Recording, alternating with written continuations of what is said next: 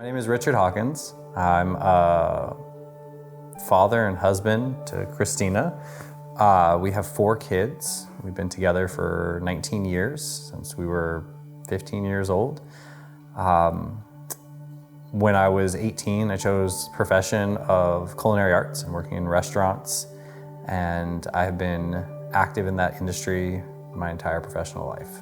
He would be working literally all the time, 80, 90 hours a week, and he was just kind of stuck in that, and I was at home with 4 kids. We would spend days without even seeing him, really, and I was really proud of him because he was working really hard. You know, he's working to provide for his family.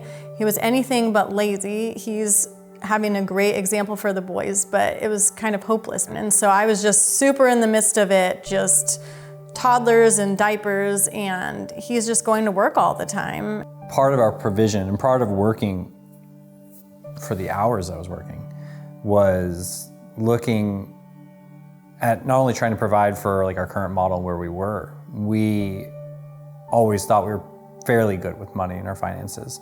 But as the years rolled by and obligations came up, we fell into debt in a number of ways. And so over our course of our marriage, we accrued somewhere around $54,000 in debt. I remember he would start being really stressed a few years back, and there was a time when he started having panic attacks. We finally figured out that we needed to become debt-free. That was the only way that anything was going to give.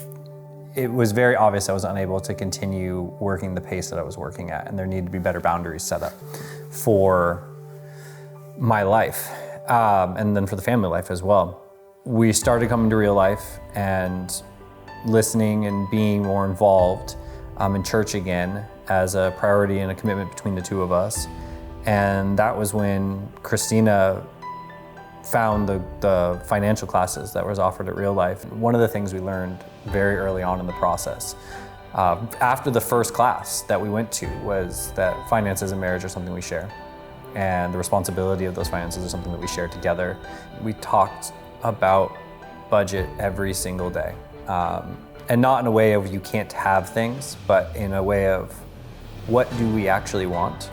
And then what are we doing to make it so we can't have the things we actually want? We, through dollars and cents, and the class and encouragement between each other and a ton of conversation, we started to find, ground and started pushing hard against the debt in that way.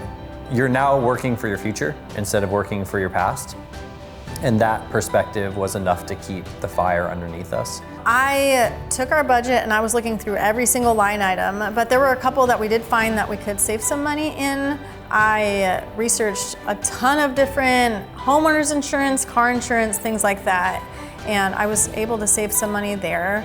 Also, groceries were a big one for us. I already didn't think that we were spending too much on groceries, but we were able to actually slice it in half, really, by just finding cheaper grocery stores. I did some couponing, but not a ton, but just being more intentional with what we bought. And our timeline went from 18 months of when we were gonna pay off debt, and it ended up taking 6 months, and we were flabbergasted.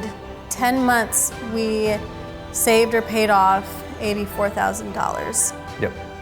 Which is insane. In 1 year's time, the year of 2020, where the world's falling apart a little bit, it's like we're trying to rebuild our household and put it on a strong foundation, and we were able to do that together. Now that we're debt-free, we have so much more freedom. We actually can have a date budget.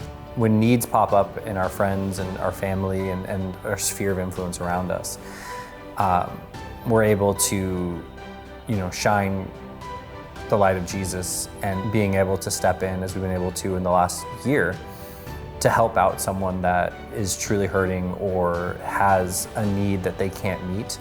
That's, a remarkable blessing to be able to provide to someone else. We are the Hawkins. And we are $84,000 debt-free.